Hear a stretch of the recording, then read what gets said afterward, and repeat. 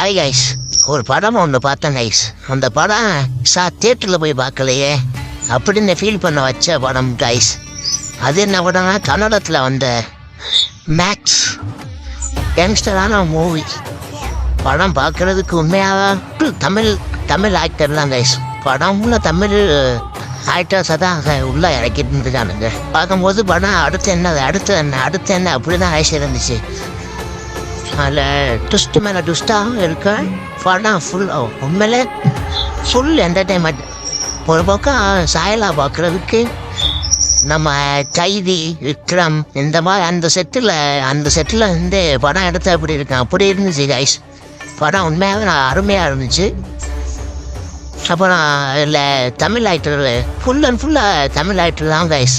இது இல்லாமல் தமிழ் ஆக்டர் தான் உள்ள கன்னடத்தில் இருந்தாங்க. படம் பார்க்கறதுக்கு உண்மையாக சூப்பராக இருந்துச்சு. ஆனால் தியேட்டரில் போய் பார்க்கலன்னு இப்போ உட்காந்து ஃபீல் பண்ணிக்கிட்டே இருக்கேன் கைஸ்.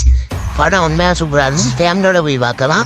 அதில் வந்த இன்னொரு கேரக்டர் எனக்கு பிடிச்சிருந்துச்சு கைஸ். அதில் வந்து நம்ம தமிழ் ஆக்டர் இளவரசு உண்மையாக சூப்பராக நடிச்சிருந்தாப்புல கைஸ். அவரை வச்சு தான் படமே ஃபுல்லாக டைம் இருந்தால் இல்லை உட்காந்து வீட்டில் ஃபேமிலியோட உட்காந்து பார்க்கலாம் கைஸ்.